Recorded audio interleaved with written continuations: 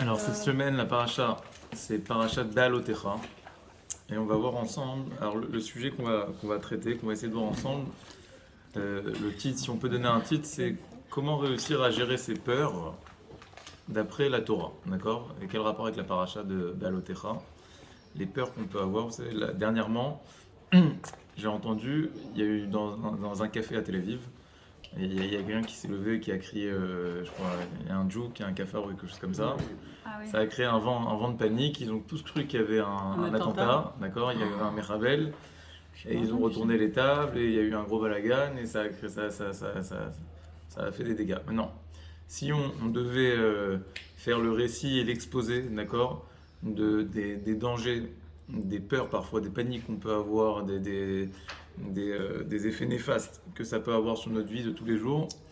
Alors, comme il y a écrit, Igamer Azman, Vehemal Igamru, ouais, ça veut dire que le temps se finira et nous, on n'aura pas fini de les énumérer. Mais il y a plusieurs types de peurs, hein, d'accord? Ce soir, aujourd'hui, on ne va pas parler des phobies ou des. Il y en a qui ont toujours peur d'être malades, ou il y en a qui sont claustro.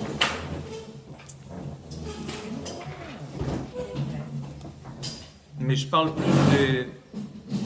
des peurs qui sont parfois inexpliquées. Parfois des peurs qui sont inexpliquées. Et on ne sait pas pourquoi on est pris d'un vent de panique comme ça. Et on a un état, on va dire, généralisé d'anxiété. Et on ne sait pas comment l'aborder, on ne sait pas comment maîtriser, on ne sait pas comment reprendre possession de sa personne. Alors, quel est le conseil qui est donné? Il y a plusieurs conseils qu'on va voir ensemble. Mais qu'est-ce qui est préconisé par la Torah? Comment on fait pour gérer ses peurs? Il y a un mécanisme qui est très très connu, c'est que la peur entraîne la peur. D'accord? Donc ça veut dire que la peur, c'est une bulle qui est dans notre imagination, dans notre tête. Mais plus on va être dans un état de peur, plus on va être absorbé par cette peur, et plus on va être prisonnier de cette peur. Et donc en réalité, si on n'arrive pas à se sortir de cette spirale, on est comme pris à l'intérieur de ça, et on a de plus en plus de mal à s'en sortir. La véritable force d'un homme, c'est réussir à être toujours en maîtrise de sa personne. D'accord? Quelqu'un qui est paralysé par la peur, il ne peut plus être métafqué de manière normale. D'accord? Donc si c'est même avec les autres, même avec les enfants, même avec son mari, même avec n'importe qui, on est toujours prisonnier de ça, et donc on est complètement réduit. Imaginez quelqu'un qui a un entretien d'embauche, d'accord? S'il n'arrive pas à surmonter cette peur, il va arriver et il va rater, d'accord? Tout simplement, parce qu'il va être pris par la peur. Imaginez quelqu'un qui est dans une situation d'urgence, d'accord? Dans une situation parfois de piquoir nefesh. J'ai en face de moi quelqu'un qui est en train de se noyer, d'accord? Si je veux l'aider, je suis obligé d'être serein, d'accord? Sinon, ça va pas marcher. Dans l'avion, ouais. Qu'est-ce qu'ils nous disent? La première chose qu'ils nous disent, en cas de danger, des prises sur l'avion, qu'est-ce qu'il faut faire? Surtout, si vous avez écouté, surtout d'abord, vous mettez le vôtre, et après l'autre. Pourquoi? Parce que si t'es pas, toi, si t'es pas en maîtrise de ta personne, tu peux pas aider l'autre, d'accord? Maintenant, ça, ce principe, il est vrai dans des cas d'urgence, dans des cas extrêmes, mais c'est un principe qui est vrai dans la vie entière, d'accord? Si tu n'es pas en maîtrise de ta personne, si tu es dissipé par la peur, si tu es distrait par ta peur, tu pourras jamais aider les autres, d'accord? Tu pourras pas mettre le masque à oxygène de quelqu'un d'autre, tu pourras pas lui redonner le sourire, lui redonner le goût à la vie, si toi-même, tu es au fond de toi stressé, d'accord? Donc c'est pour ça que c'est quelque chose de fondamental qui est à la racine de notre être, et on doit véritablement comprendre quels sont les moyens, les méthodes qui sont données par la Torah.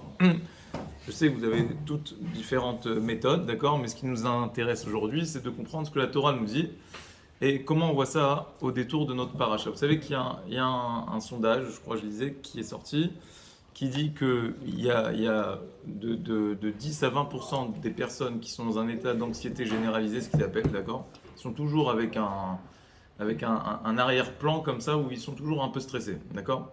Je parle pas d'une nature stressée, ça y est tout, il y a plus ou moins des natures, d'accord? Mais il y a comme ça un état d'esprit où on est stressé, ok? Donc c'est beaucoup. Et voilà, essayez de comprendre Comment on fait pour lutter contre ça? Mais la vraie question, et c'est ça la question qu'on doit se poser, c'est Mi pi elion lo tetzeh hara. Akadosh Baruch Hu, il ne crée pas, d'accord, par définition, de mauvaises choses. Hachem, c'est comme il dit le Ramchal dans le livre d'Atvunot, Hachem, il incarne le Tov, le bien absolu. Pourquoi il a créé le monde? Michok hatov l'etiv. C'est de la nature du bien de vouloir émaner, de vouloir faire du bien, les hétives. Donc Hachem, il peut faire que du bien. Très bien. Ça, c'est une règle, un principe de base que je pense tout le monde comprend. Alors pourquoi il a créé la peur? Si je vous demande à toutes, à tous, est-ce que vous auriez aimé vous libérer de vos peurs? Tout le monde répondrait assurément oui. Personne n'a envie d'avoir peur. Alors pourquoi Dieu il a créé la peur? Quel est l'aspect positif qui peut y avoir dans la peur? Ça c'est la première question. La deuxième question, c'est comment on fait pour s'en libérer. D'accord? Alors, venons on essayer ensemble de focaliser sur la première question. Quel est l'aspect positif qui peut y avoir dans le fait d'avoir peur? Alors il y a un grand principe qui est écrit dans le Rambam. Le Rambam il a écrit donc son livre Mishneh Torah. Et dans le Mishneh Torah, il a tout un pérec qui parle des déotes. Ce qu'on appelle les déotes dans le Rambam, c'est pas les manières de penser, déa, c'est les midot. D'accord? Les midot, c'est les traits de caractère. Et le Rambam, il dit, si tu veux savoir quel est l'homme qui est bari dans son nefesh, dans son âme, et quel est l'homme qui est cholé, qui est malade dans son âme, alors sache que la règle est la suivante. Tout celui qui va dans ce qu'on appelle Jvil HaZahav, le sentier d'or, ce qu'il appelle le Rambam, Derech HaMemutza, la demi-mesure, c'est un homme qui est bari. C'est un homme qui est accompli, qui est shalem, et qui est saint dans son esprit et dans son nefesh. Dès que la personne tend vers l'extrémisme, ok, il est déjà ce qu'on appelle chol et nefesh. Le Rambam il donne beaucoup d'exemples, d'accord? Il dit dans toutes les midot, il faut toujours adopter la demi-mesure. Vous avez des personnes, par exemple, on va prendre la mida du chesed, la générosité, d'accord? Il y a des personnes, c'est rare, mais ça existe, ouais, qui sont très généreux, ok? Il dit le Rambam, attention, ouais, c'est l'exemple qui donne le Rambam, sois généreux, mais pas trop, d'accord? Parfois, tu peux te mettre en danger si tu es trop généreux. Donc, sois précautionneux avec ton argent, sois proche de tes sous, mais pas trop non plus. Il faut faire du chesed. Et ainsi de suite, la même chose avec toutes les midotes. La colère et le calme. C'est bien parfois de se mettre en colère, d'accord? Il y a des personnes qui ne se mettent jamais en colère, ok? Pourquoi c'est bien de se mettre en colère? Parce qu'il faut être capable d'avoir une colère saine pour Hachem. Il faut savoir se mettre en colère pour ce qui est important. Si tu te mets jamais en colère, ça veut dire que tu donnes de l'importance et du respect à rien finalement. Donc, il dit le Rambam, c'est bien de se mettre en colère. Mais celui qui se met jamais, celui qui se met trop en colère, d'accord, qui se met tout le temps en colère, il est tombé dans un excès qui n'est pas bari. Donc il dit le Rambam, il faut toujours adopter la mida du emtsa, du milieu. La seule mida dans laquelle on peut se permettre d'être kitsoni, il y a un seul domaine où on peut être extrémiste. C'est quel domaine on peut être extrémiste? On doit être extrémiste, le Rambam. Hein? Non. Le Rambam, il dit, la Yirat Shamayim, c'est pas une mida, on va en parler tout de suite. Là, je parle de traits de caractère, d'accord? La Yirat Shamayim, c'est déjà un rapport à Dieu. Hein? Alors, il dit le Rambam, non, même la Simcha, il y a écrit Alimale Sechok Pinu, d'accord? Il y a écrit qu'on ne doit pas aujourd'hui être dans ce monde, on ne doit pas rire avec la gorge déployée, d'accord? On ne peut pas être tout le temps dans la légèreté. C'est une des raisons pour lesquelles, Chachamim, par exemple, ils ont interdit d'écouter de la musique à certaines périodes de l'année, d'accord? Parce qu'il faut se rappeler constamment, d'accord? Même dans les moments de joie, les plus grands moments de joie, on se marie, on casse un verre, ok?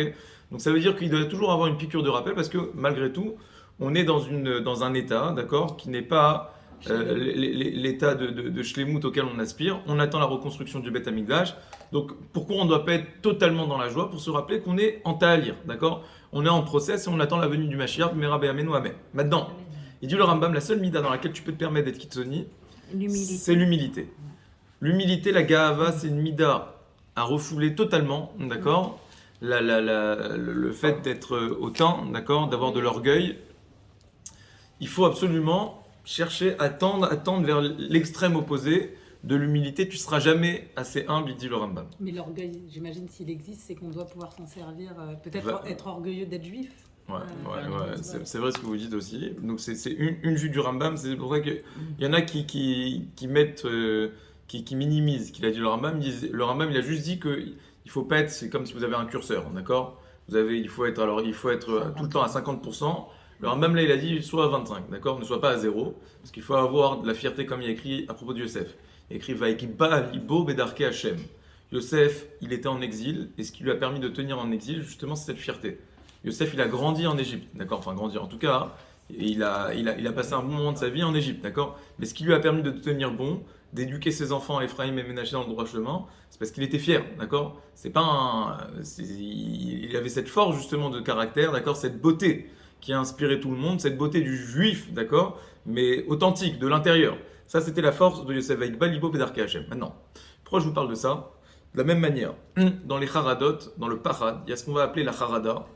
La charada, c'est un état justement de stress absolu, d'accord? On est paniqué, d'accord? Et il y a ce qu'on va appeler le parad. Le parad, c'est la peur. Maintenant, la peur, elle est parfois bonne, elle est parfois nécessaire. La peur, ça peut sauver la vie de quelqu'un, d'accord? Quelqu'un qui est dans un état, dans une situation de pikwar nefesh, imaginez-vous, d'accord? Et il y a un incendie qui se déclare dans une maison. Si j'ai pas cette mise en pression, d'accord? Si j'ai pas cette peur, je me laisse porter et c'est la catastrophe. Donc ça veut dire que Hachem, il a créé en nous un mécanisme qui est physique, d'accord? Qui est physiologique, qui a une poussée d'adrénaline, qui va nous mettre en pression et qui va nous permettre de décupler nos facultés. Parfois dans un état de pression, d'accord? Lorsqu'on est mis en pression, on va avoir des forces qui vont être décuplées. Imaginez-vous quelqu'un, on prenait l'exemple tout à l'heure d'une personne qui est en train de se noyer. Si je ne suis pas dans le stress et dans la réaction, ça ne va pas se passer, d'accord? Et parfois, dans des états de pression, on se découvre des forces qu'on ne pouvait pas soupçonner et imaginer. Donc ça, c'est le premier niveau, on va dire, le plus simple, de comprendre pourquoi Hachem, il a créé cette peur en nous. Mais venez, on essaye de rendre ça un peu plus spirituel, d'accord?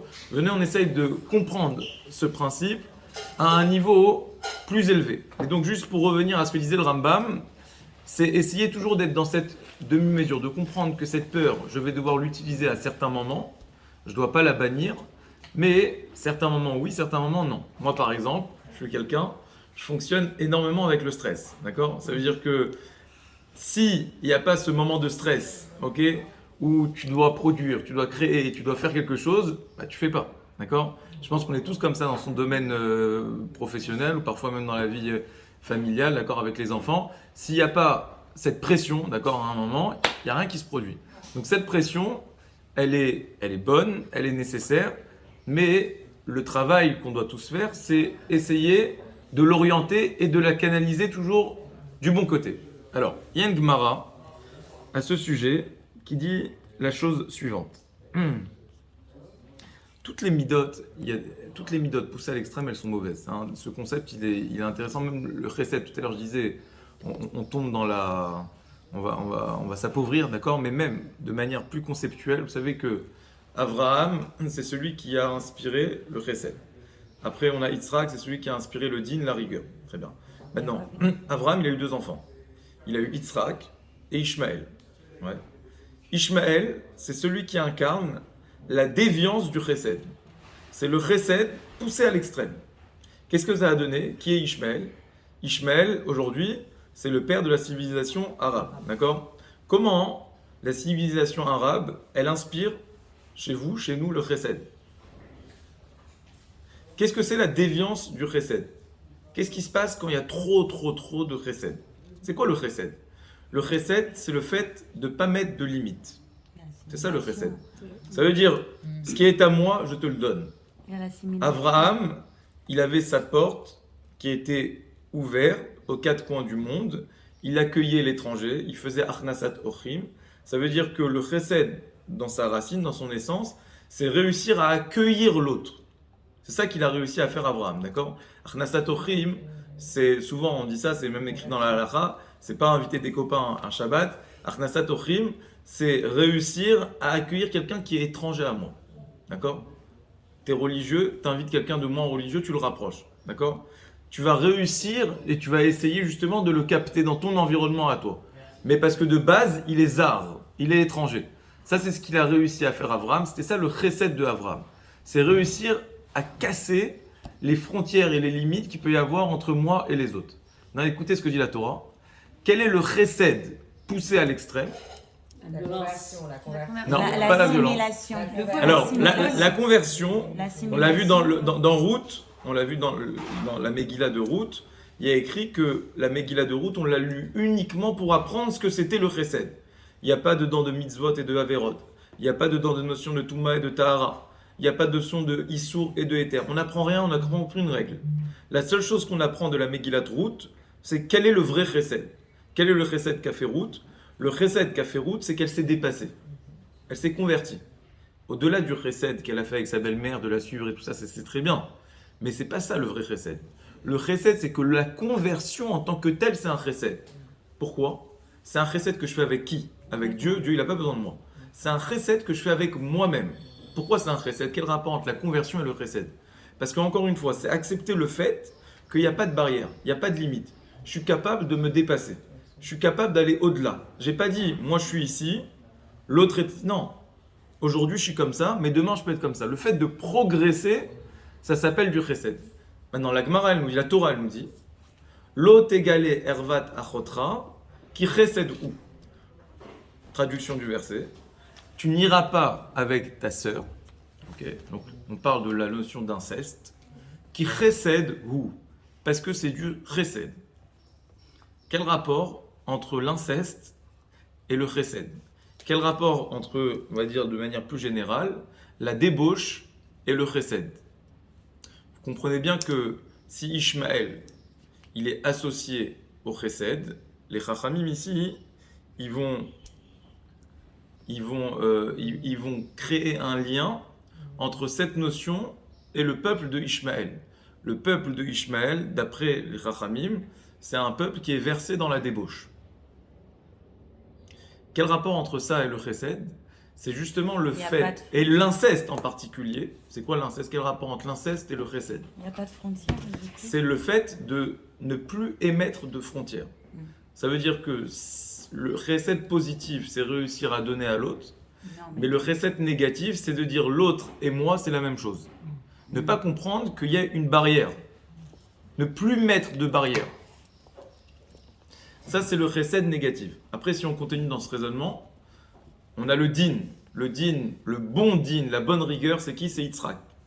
Quelle a été la déviance du din? Yitzhak, il a eu 2 enfants. Il a eu Yaakov et Esav. Yaakov, qu'est-ce qu'il a fait? Il a pris le bon du père et du grand-père. Il a pris le bon de Yitzhak et le bon de Abraham. Et il a créé ce qu'on va appeler la mida du juste milieu.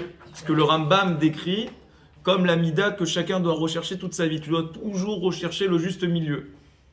Ce qu'on appelle la tiferet, la splendeur, ou le emet. Donc il a pris le din et le chesed. Et Esav, il a dévié. Et lui, il a pris le din poussé à l'extrême. Et c'est ce qui va donner naissance à la civilisation aujourd'hui occidentale, d'accord? À Édom, d'accord? Et comment il va être incarné, ce din poussé à l'extrême? On dit c'est la violence, d'accord? Al-Kharbecha Tirye. Esav, c'est un peuple qui a soif de guerre, qui dit je ne peux vivre que parce que l'autre n'existe pas. En tuant l'autre, ça va me permettre d'exister un peu mieux. Et ça, c'est la déviance du fait de se mettre des frontières. Parfois, on veut se protéger. Donc, on va faire du din, d'accord? Je me protège. Toi, tu es là, moi, je suis là. Très bien. Chacun a sa place. Et parfois, quand on n'arrive pas, qu'est-ce qu'on fait pour se protéger? Je vais tuer l'autre. C'est-à-dire quoi, tuer l'autre? Je vais dire, l'autre, il est rien du tout, pour que moi, je puisse exister. D'accord? Donc, le lashon hara, tout ça, c'est des dérivés de ce qu'on va appeler shfichut damim. Je peux tuer quelqu'un en lui faisant honte, Rachamim disent. Tu le vides de son sang, il blanchit, il blémit, tu l'as tué. Ça, c'est des dérivés de la mida de Esav. C'est le din poussé à l'extrême. Donc tout ça pour dire qu'on doit toujours chercher à rechercher le juste milieu.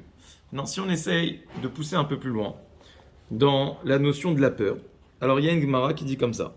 Il y avait une fois un élève qui se baladait dans Beshuka d'Etzion. il se baladait dans le marché de Sion. Sion, c'est quoi Sion? C'est Yerushalayim, d'accord?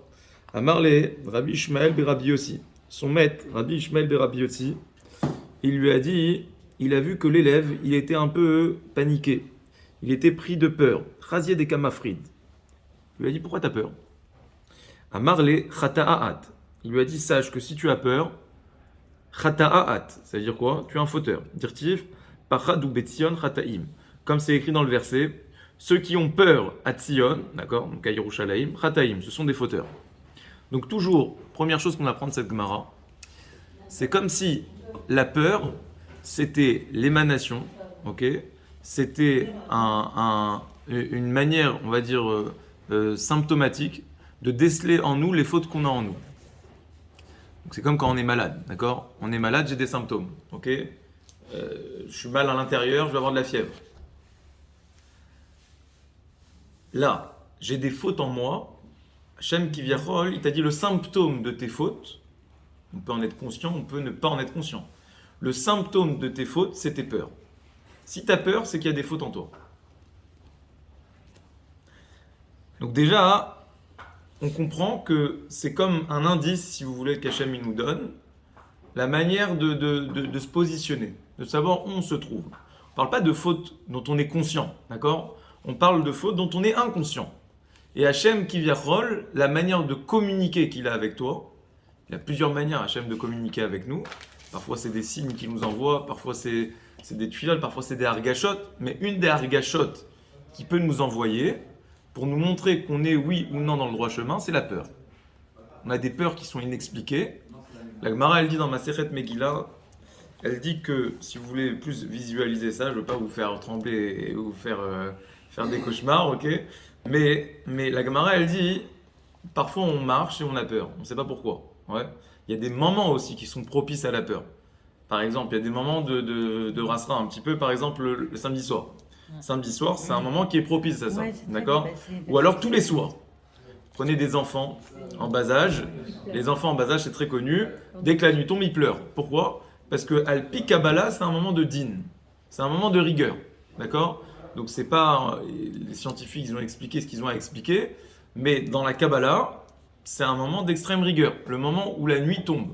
C'est pour ça qu'on n'a pas le droit d'implorer la miséricorde d'Hachem à ces moments-là. Par exemple, à lire des Tehillim, ou par exemple, lorsqu'on est la période de Elul, d'accord, à l'approche, et qu'on doit dire les slichot, et qu'on doit demander à Hachem pardon. Alors il y a un moment où c'est interdit de faire les slichot, c'est à la tombée de la nuit. Tout le début de la nuit, depuis le début de la nuit jusqu'à Chatzot, c'est un moment qui est considéré comme une période de din. Et donc c'est pour ça que ça explique parfois certaines réactions des enfants, certaines réactions de nous-mêmes. Parfois on est pris d'une petite angoisse. Et le monde, il est accompagné par justement cette spiritualité qu'il y a derrière. La Gemara, elle dit, quand tu as peur, sache que toi, tu es toujours accompagné par ton mazal. Tu marches et au-dessus de toi, il y a un mazal, d'accord? Il y a ton mazal qui t'accompagne. Et parfois, toi, tu ne vois pas des choses, mais lui, il le voit, d'accord? Donc, il y a comme un esprit au-dessus de nous, d'accord? Qui nous accompagne, ce que la Gemara, elle appelle le mazal, d'accord? Et lui, il voit des choses que tu ne vois pas. Ces moments-là, c'est des moments qui sont propices pour la peur. Maintenant, la Gemara, elle dit comme ça. Partout, Chataim Bestiana, Marlé active. Alors, l'élève, il était réveillé, d'accord? Il lui a posé une question. Il lui a dit, ok, tu me dis qu'on a peur à cause de nos fautes, mais il y a un autre verset qui contredit ça. Ve'active, c'est écrit, Ashrei Adam Efachet Tamid, heureux celui qui a toujours peur. Heureux celui, Ashrei, c'est plus que heureux. Ashrei, c'est l'expression d'une sérénité. Comme s'il y avait écrit dans le verset que celui qui a peur, il est serein. Alors il lui dit, comment tu peux résoudre ces deux versets qui sont contradictoires? D'un côté, il y a écrit que la peur, elle provient des fautes. D'un autre côté, il y a écrit que celui qui a peur, il est serein. À Marlé, Haou Bedivre Torah active. Lorsqu'il est écrit le deuxième verset, Bedivre Torah active, on parle de la peur d'oublier la Torah. Alors, si on résume ce qui est écrit dans la Gemara, il y a écrit premièrement que la peur, elle provient de nos fautes. Et deuxièmement, il y a écrit qu'il y a deux types de peur. Il y a une peur constructive et il y a une peur négative. La peur constructive, c'est la peur, si vous voulez, d'oublier Dieu, d'oublier la Torah. Ça veut dire que si on veut résumer, synthétiser ce qu'il y a écrit dans la Gemara, si Dieu il a créé la peur pour nous, c'est pour avoir peur de lui. C'est tout. Si l'homme il n'était pas animé par cette peur, jamais il aurait pu avoir peur de Dieu. Haou bedivre Torah active.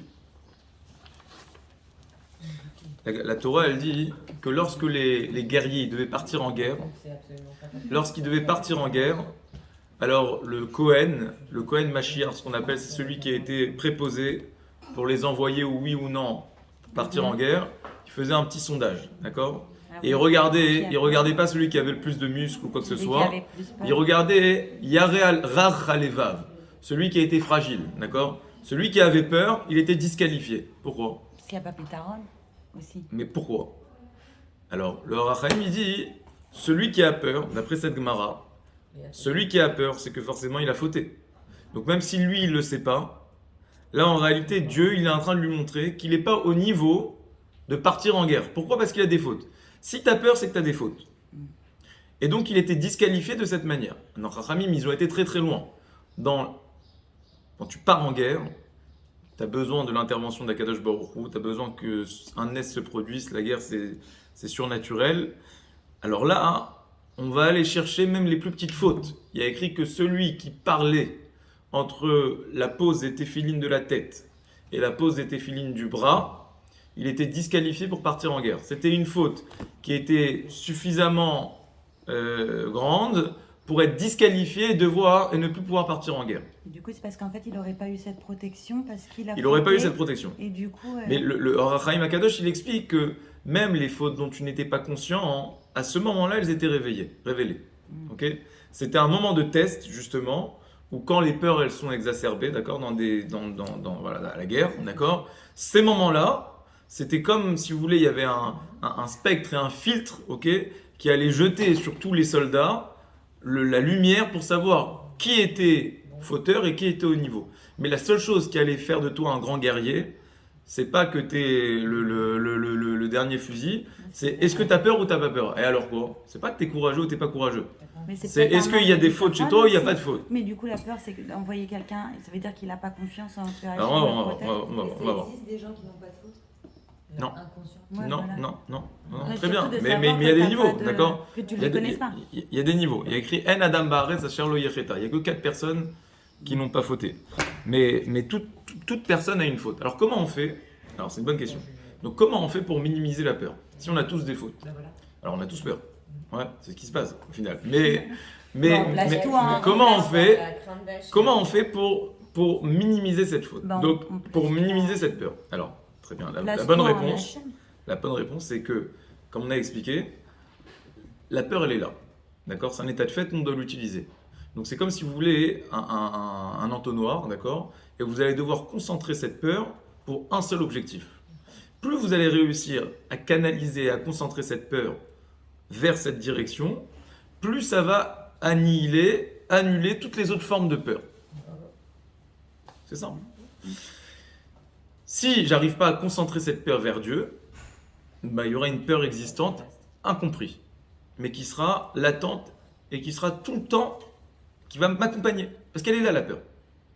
Hachem, il a mis en toi cette ressource pour que tu l'utilises. Maintenant, comment on fait pour décupler, pour travailler cette peur d'Akadosh Baruch Hu ? Alors, Rami nous ont appris qu'il y a 3 niveaux de peur. Il y a 3 niveaux de crainte d'Hachem. La peur, c'est la crainte. D'accord ? On a le respect toujours, on fait l'analogie entre le respect d'Hachem, la crainte de Dieu, et le respect des parents. D'accord ? C'est l'autorité qu'on a au-dessus de nous, ou le respect d'un rave. D'accord ? Je parle pas, moi je suis tout jeune encore, ouais, mais le respect qu'on a pour son rave. D'accord ? Donc ça, c'est la crainte qu'on peut avoir. Quels sont les niveaux de crainte ? Rami nous ont dit, il y a 3 niveaux de crainte. Premier niveau, c'est ce qu'on appelle Irat HaOnesh. C'est la peur du bâton. D'accord ? Ça veut dire, j'ai pas peur de mon père. J'ai pas peur de ma mère. J'ai peur qu'ils me grondent. Et j'ai peur qu'ils me punissent. Ça veut dire quoi ? Ça veut dire qu'en réalité, j'ai peur pour moi. Moi, j'ai envie de sortir jusqu'à telle ou telle heure. Ok ? ou moi j'ai envie de faire telle ou telle chose. Mais je sais que si je fais ça, alors il va y avoir une punition. Donc comme j'ai envie de vivre ma vie, donc je vais me contraindre à la règle qui m'a fixée. Donc dans le premier niveau, j'ai pas peur de l'autre, j'ai pas peur de lui, j'ai pas peur de Dieu, mais j'ai peur des règles. Donc déjà ça sous-entend que j'ai conscience qu'il y a des règles. D'accord? Donc avec Dieu par exemple, c'est déjà un premier niveau, c'est énorme ce premier niveau, d'accord? Irata Onesh, quelqu'un qui a peur de transgresser Shabbat parce qu'il se dit je vais pas avoir la bracha si je respecte pas Shabbat, c'est énorme déjà, d'accord? C'est Alva y aller nous, ouais, qu'on soit déjà à ce niveau de conscience, d'accord? Mais si on avait conscience, je vais respecter à la virgule près les règles de cache-route parce que j'ai conscience que si je mange quelque chose qui n'est pas cachère d'après tous les avis, alors ça va peut-être depuis l'intérieur me rendre imperméable à la Torah, ça va me pourrir de l'intérieur, ça va m'obstruer, ça va être mauvais pour moi, pour mon avenir, ça va être mauvais pour mes enfants. Déjà c'est un niveau énorme, d'accord? On n'a pas tous, malheureusement, ce premier niveau. Mais ça c'est un premier niveau, d'accord? Premier niveau, c'est Irat à Onesh, la peur du châtiment. Deuxième niveau, c'est quoi le deuxième niveau de peur qu'il peut y avoir? Après la Irat à Onesh, on a quoi au-dessus? On a ce qu'on appelle, comment on peut avoir plus peur que le châtiment? De quoi on va avoir peur si on a plus peur que le châtiment? De la personne qui est châtiée. Alors avant la personne, on va avoir peur ce qu'on appelle Irat Achet. Irat Achet, c'est la peur de la faute. C'est quoi la différence entre avoir peur du châtiment ou avoir peur de la faute? C'est la même chose a priori, ouais. J'ai peur de fauter ou j'ai peur de la punition qu'il y a à la suite de la faute. C'est quoi la différence entre le premier et le deuxième niveau? A priori, c'est la même chose, ouais. Alors, Chachamim, ils nous disent que la peur de la faute, c'est comme si vous voulez, si on veut humaniser ça un petit peu, c'est la peur de décevoir. Avec vos enfants, ou vous-même quand vous étiez enfant, ou avec vos parents aujourd'hui, on se soumet, d'accord, à un certain niveau pour justement faire plaisir à l'autre, d'accord? J'ai peur de décevoir l'autre. Ça, c'est le deuxième niveau de peur. Et troisième niveau, c'est le niveau le plus ultime, c'est ce qu'on appelle Irat à Romemut. Ça veut dire quoi Irat à Romemut? Romemut, ça veut dire quoi en hébreu? C'est ce qui est grand. Ça veut dire que le dernier niveau de peur, c'est prendre conscience de l'immensité d'Akadosh Baruch Hu et de ma petitesse vis-à-vis de lui. Et le simple fait de mesurer, si vous voulez, la distance qu'il y a entre ma petite existence, entre ce que je suis et ce qu'il est, ça me fait frémir. Rien que de penser à ça, ça me fait peur. Parfois, vous pouvez être devant un coucher du soleil ou devant les étoiles et voir la grandeur de tout ce qu'Akadosh Baruch Hu a créé et vous vous sentez comme réduit, comme enfermé dans ce que vous êtes tout petit. Et face à ça, vous allez trembler, vous allez frémir. Imaginez, si on veut donner une image plus parlante, même avec les humains, ouais, imaginez, il y a quelqu'un de grand qui rentre dans la pièce, d'accord? Je ne sais pas qui c'est que vous portez en adoration, ouais, il y a, je sais pas moi, il y a Bibi, ouais, non, c'est pas ça. Il y a... Ok, non, mais je voulais prendre un exemple, pas dans le domaine religieux, d'accord? Alors, ok, pourquoi vous allez avoir peur? Vous n'allez pas avoir peur, vous êtes impressionné. Voilà. Ok, impressionné. Donc vous n'avez pas peur du Onesh, d'accord? Vous n'avez pas peur de la faute, vous avez peur, tout simplement, vous prenez la mesure, d'accord?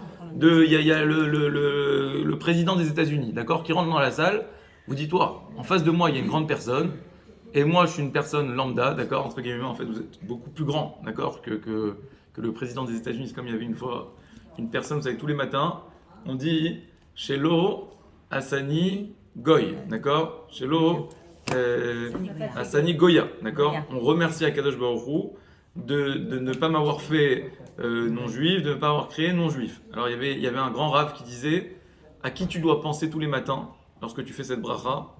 Ne pense pas au Goy qui est en face de chez toi et qui habite en face de chez toi et qui a la même vie que toi. Tu dois penser au président des États-Unis, d'accord?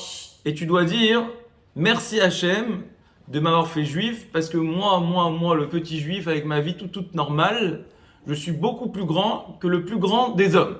D'accord?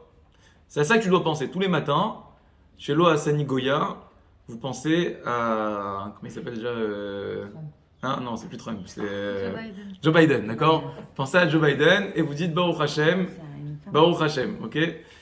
Chez Lo Hassani Goya, vous pensez à une grande femme, je sais pas, j'ai pas de... Hein? Il y en a pas là en ce moment Angela Merkel. Vous pensez à Angela Merkel, vous dites Baruch Hashem, je sais pas... Hein? Donc ça, c'est les franchement, merci. Ça, c'est les 3 niveaux. Donc, c'est les 3 niveaux. Et en réalité, c'est ça qu'on est en train d'expliquer.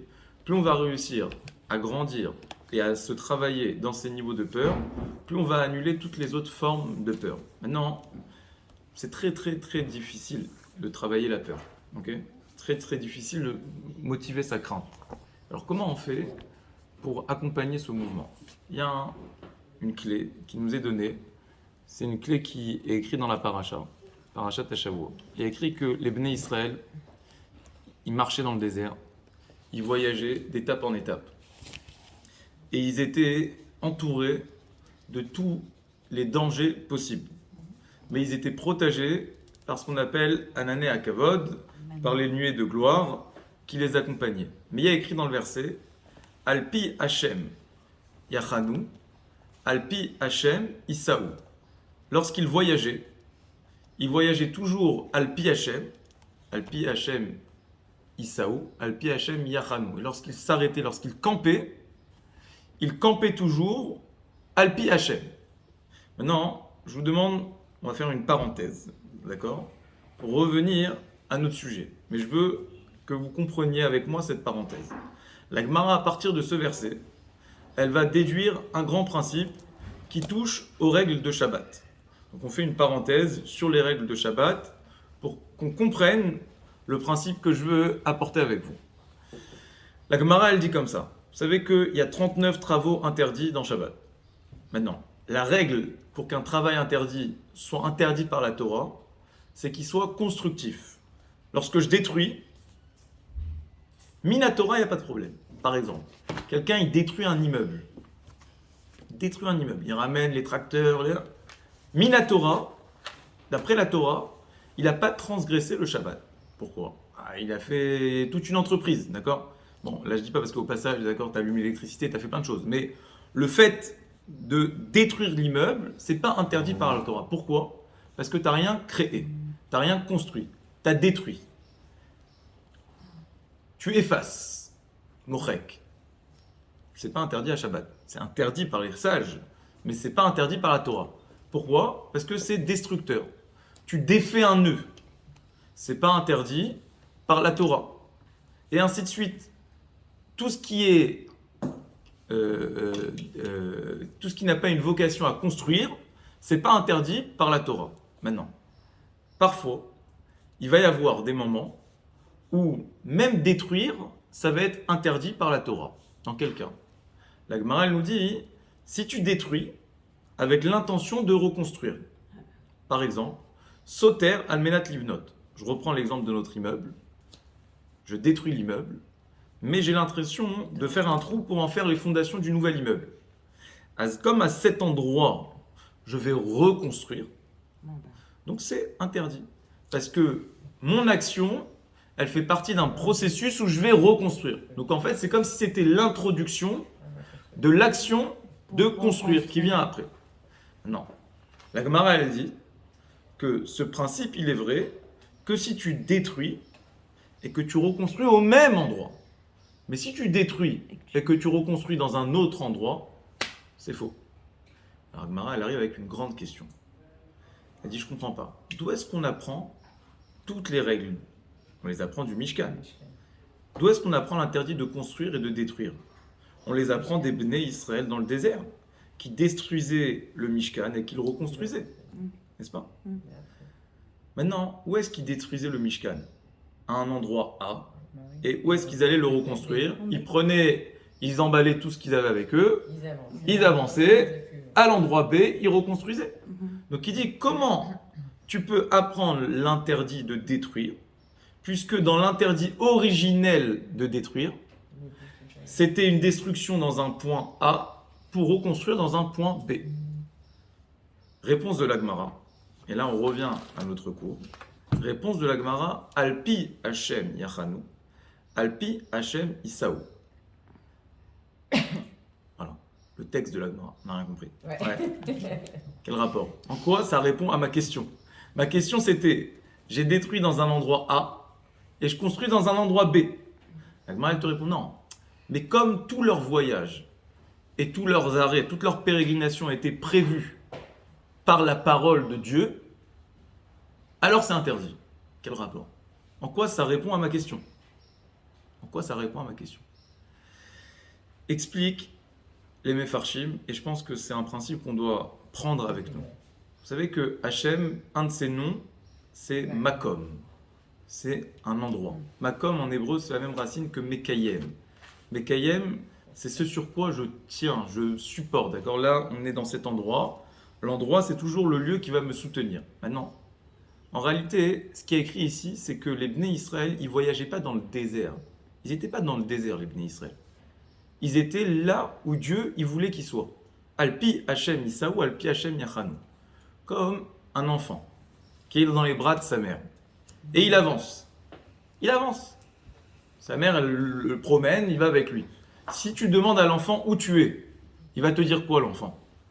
Il va pas te dire, je suis passé maintenant dans l'avion, après on a été se balader à la mer, et après on a été se balader en ville, et après on a été au marché. Il va pas te dire ça. Il va dire, moi je suis dans la poussette. Il va dire, moi je suis dans les bras de ma mère. D'accord? Donc ce qui est écrit dans la Gemara, Alpi Hashem Yachanu, Alpi Hashem Isaou, c'est que les Bnei Israël, ils avaient changé leur référentiel. Le lieu où ils étaient, c'était plus le désert. Le lieu où ils étaient, c'était Dieu. Ce qui les soutenait, ce qui les confortait, ce qui les amenait d'un endroit à un autre, Alpi Hashem Isaou, Alpi Hashem Yachanu. Donc ça pouvait rien changer. Qu'on te dise de détruire ici ou de construire ici, de toute manière, tout ça c'est Dieu. Tu es dans les mains de Dieu. C'est comme si je détruis quelque chose dans mes mains ici, et après j'avance avec et je le reconstruis ailleurs. Ça change rien, tu es dans les mains d'Hachem. Donc, ce qui est écrit ici, cette protection des Hanané à Kavod, justement, d'où elle provenait? Elle provenait de cette vertu que les Bnei Israël, ils avaient à se mettre dans les mains d'Akadosh Baruch Hu. Et c'est ça qui va nous permettre de contenir et de canaliser cette force et ce bitachon qu'on a en Hachem. En réalité, plus on va se mettre dans les mains d'Akadosh Baruch Hu, plus on va considérer que notre makom, dans notre tête, le lieu où on se trouve, je me trouve toujours, j'avance dans ma vie, j'ai des échecs, j'ai des réussites, mais je suis toujours avec Hachem. Si tu arrives à prendre cette image avec toi tout le temps, à la matérialiser et à faire en sorte que ça soit une image qui soit vivante, d'accord? Où tu dis, c'est vrai que j'ai avancé, c'est vrai que j'ai été ici, j'ai fait l'Alia, après j'ai mis mes enfants là, après j'ai fait ça, après j'ai avancé, après. Mais si dans ta tête, tu vas de plus en plus matérialiser cette image, d'accord? Que tu es tout le temps dans les mains d'Hachem, que tu es tout le temps dans cet endroit, alors en réalité, tu places ta confiance complètement en Hachem, et c'est cette confiance qui va faire que tu vas créer la peur d'Akadosh Baruch Hu. Imaginez... Et contrebalancer la peur, du coup. C'est pas contrebalancer, c'est ce qui va susciter la peur. Imagine un enfant, ok, qui est dans les bras de sa mère. Imagine, quelqu'un il rentre dans la mer avec son enfant, d'accord, ok. Maintenant, le petit enfant, il sait pas nager, ok. Qu'est-ce qui se passe au moment où parfois on est un peu sadique, ouais, on prend l'enfant, on lui fait semblant qu'on va le lâcher, il est terrorisé, d'accord? C'est-à-dire il a peur. Pourquoi? Parce qu'il a conscience que tout son être, d'accord, il dépend totalement, voilà, de ses bras, d'accord, de ses mains. S'il n'est plus dans les mains, il coule, ok? Et donc, c'est vraiment à ce niveau de conception qu'on doit arriver. On doit avoir conscience. Plus, c'est très difficile de cultiver la peur. C'est-à-dire, je vais avoir peur, je vais avoir peur, je vais avoir peur. Tu peux pas te motiver à avoir peur, d'accord? T'as pas peur, d'accord? Mais tu peux travailler de manière positive.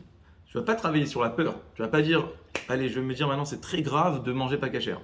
Ça, c'est dur, c'est difficile, d'accord? C'est difficile de se motiver comme ça. Mais de se motiver par le bitachon, d'accord? Par l'amour et par le fait qu'on dépend d'Hachem, de prendre conscience comment on est des êtres fragiles et comment tout peut vaciller. On peut avoir des retours de situation, on peut avoir des problèmes de santé, on peut avoir des problèmes avec les enfants, on peut avoir des problèmes de famille. Tout peut changer, d'accord? Et prendre conscience combien je dépends et combien je suis Alpi Hashem Yachanu, Alpi Hashem Isaou. Quand j'avance dans ma vie, c'est grâce à Dieu, Isaou. Yachanu, quand je m'arrête, quand ça s'arrête, c'est Hachem qui le décide. Réussir à donner une forme et à travailler sur ça dans son propre imaginaire, dans sa propre imagination, ça va nous permettre, comme cet enfant justement qui est dans les mains d'Akadosh Baruch Hu, d'accord, et qui lui, dans sa vie, il n'y a que ça. Il n'y a que ça. L'enfant, tu lui demandes, j'ai demandé l'autre fois, imaginez, on est en période de guerre, d'accord, là, allez-nous, il y a les nazis qui rentrent dans la pièce, ok, Hachem Ishmael. On est tous pétrifiés. Maintenant, il y a une femme qui a son enfant dans les bras. Le seul qui n'a pas peur, c'est l'enfant. Pourquoi il n'a pas peur? Parce que lui, dans sa tête, il n'est pas là. Lui, il est dans les bras de sa mère. Ok? Il est dans les bras de sa mère.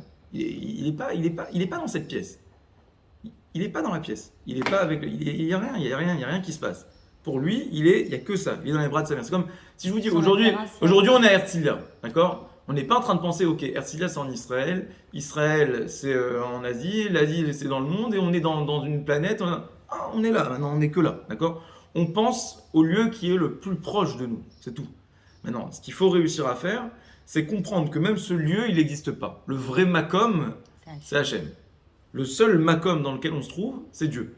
C'est-à-dire, si on est là, ici, à ce moment-là, c'est parce que Dieu il a décidé qu'on devait être là à ce moment-là. Et là, maintenant, on est dans ses bras. Alpi Hachem Yachanu, Alpi Hachem Isaou. Et donc, quand on prend conscience de ça, on va être pétrifié à l'idée qu'à un moment donné, Dieu puisse nous lâcher la main. Parce qu'on a conscience que notre existence, elle dépend que de ça. Elle repose sur ça. Tout ce qui est à la racine de notre être, ça va générer en nous une peur terrible de ne plus l'avoir. Prenez des personnes parfois, il y a des personnes, vous pouvez avoir un colosse de 1m80, d'accord, mais il a très peur de sa femme, par exemple. Ouais. Ok. Pourquoi? Parce qu'il a conscience que, j'ai des exemples en tête là, mais il a conscience que son bien-être intérieur, tout ça, ça dépend de cette union, de cette relation qu'il a avec sa femme. Pour lui, c'est quelque chose qui est, voilà, c'est son makom. Sa femme, c'est ce qui le soutient. C'est ce qui lui permet d'affronter, ce qui lui permet d'aller de l'avant, ce qui lui permet d'entreprendre l'avenir, c'est son makom, d'accord? Il y a des personnes, c'est l'argent, d'accord? C'est-à-dire que toute leur existence, elle repose sur un matelas de billets, d'accord? Et donc, à l'idée de faire faillite, il est pétrifié, il est terrorisé. Il y a d'autres personnes, elles sont terrorisées à l'idée d'avoir un problème de santé, ok? Ça veut dire que plus ça va être fondamental dans la structure qu'on s'est donnée dans notre être, d'accord, plus ça va nous faire peur de pouvoir s'en passer. Maintenant, l'idée, c'est de réussir à mettre Dieu au premier plan. En référentiel. Si tu as compris que Dieu, c'est lui qui soutient toutes ces choses-là, et que tous ces éléments ils vont s'agréger autour de la main d'Hachem, alors toi, tu es le bébé qui est dans les mains d'Akadosh Baruch Hu. C'est tout. Et donc tu avances. Alpi Hachem Isaou, Alpi Hachem Yachanu. Le Shla Akadosh, il dit une ségoula, d'accord? Il dit à chaque fois qu'on fait quelque chose, tu dis cette phrase. Alpi Hachem Isaou, Alpi Hachem Yachanu. À chaque fois qu'il t'arrive un pépin, une galère, tu dis Alpi Hachem Yachanu. Yachanu, ça veut dire c'est à l'arrêt, d'accord? Ça marche pas, c'est à l'arrêt. Mais tu dis c'est Hachem.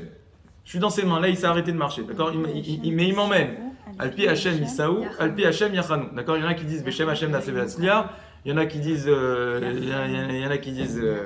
voilà, toutes sortes de choses, ok? Mais, Akol Letova, très bien. Voilà, il y a une phrase, le Shla Akadosh. Le Shla Akadosh, c'est une phrase qui est tirée de notre paracha. Alpi Hachem Isaou, Alpi Hachem Yachanu. C'est avoir cette image en tête, justement, de changer de référentiel pour créer cette confiance absolue et pouvoir se détacher de toutes nos peurs. Bezrat Hachem. Vous savez, il y a Isaou, c'est avancer, voyager. Il y a des personnes qui ont très peur en avion. Ouais. Alors, une fois, il y a quelqu'un qui a raconté une histoire, il a dit, on était dans l'avion comme ça, et il y a eu un trou d'air, l'avion il a commencé à vaciller, les gens qui se mettent à crier, tout le monde est en panique et tout le monde... Et lui, il s'est concentré à ce moment-là. Et il a dit, je me suis mis dans une bulle, justement. Et j'ai essayé voilà, le plus possible, de matérialiser cette image. Et de dire, voilà, là, je suis dans les mains d'Hachem. Et il est en train de faire comme ça. Okay, il est en train de me balancer. Okay, mais je suis dans ses mains.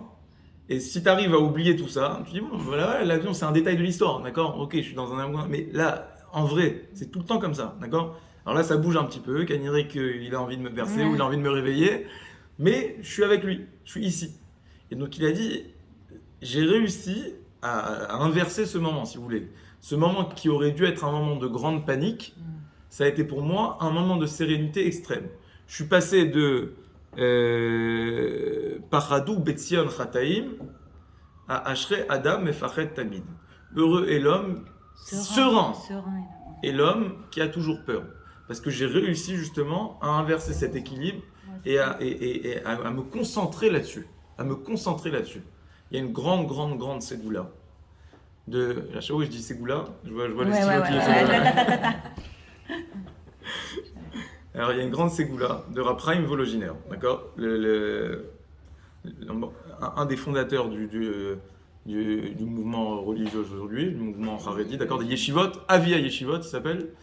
Alors lui, il a dit que quand tu es pris par la peur, si tu arrives, il dit comme ça, il faut Shiviti, il y a un verset qui dit Shiviti Hashem lenegdi tamid. Shiviti, j'ai passé la présence de Dieu, Hashem, devant mes yeux, tamid tout le temps. Alors il dit, quand tu as peur, tu visualises le tétragramme, le nom d'Hachem, Yudke Vavke, et tu penses très très fort, En Od Milvado, qu'il n'y a rien d'autre que lui, et en ayant cette image, d'accord, de ce nom, ça doit normalement t'apporter une forme de sérénité, une force, d'accord, ça doit décupler tes forces, et tu dois te sentir invincible à ce moment-là. Il a dit, c'est une ségoula, bdouka ou menoussa, expérimentée, attestée par l'attestation de tous les plus grands rabbinim, d'accord. Donc vous avez le certificat que c'est un remède qui marche et qui permet justement de se guérir et de se sortir de ses peurs. Voilà, j'avais plein de ségoulottes à apporter encore, mais voilà, on va s'arrêter là. Non, on peut dire aussi le nom de... Enfin, du coup, pour revenir à Makom, on peut dire aussi Zman. En fait, que du coup... Alors, on dit tout le temps le lieu, et le temps et l'homme, ce qu'on appelle Nefesh, Olam et Makom, c'est trois choses qui sont tout le temps liées. Donc, c'est vrai qu'il y a un lien entre ces trois choses, mais oui, c'est-à-dire, c'est Zman en hébreu. C'est quoi la racine du mot Zman? C'est l'azmin, invité. Quel rapport entre invité et le temps? Quel rapport entre l'invitation et le temps? C'est que chaque moment, c'est une invitation d'Hachem. Chaque moment, Hachem, il nous invite à quelque chose. Il y a En Lecha, comment c'est écrit? En Lecha, bon, je n'arrive pas à sortir la phrase, mais en tout cas, il n'y a pas un temps qui ne soit pas un temps prédisposé à quelque chose. D'accord? Chaque temps est prévu pour quelque chose. Il n'y a pas un temps où il n'y a rien à faire. D'accord? Il y a toujours un temps où tu es appelé à quelque chose. Sinon, tu as fini ton temps. Si tu as fini ton temps, tu passes de l'autre côté. D'accord? Mais tant que tu es ici, c'est que chaque moment, il est prévu pour quelque chose. Donc, tu es appelé à quelque chose à chaque moment. Dieu, il parle avec toi de cette manière. Voilà. Chazak Baruch et Zat Hashem, Sheyeh Leilou Nishmato, Shel Rav Gershon. Amen.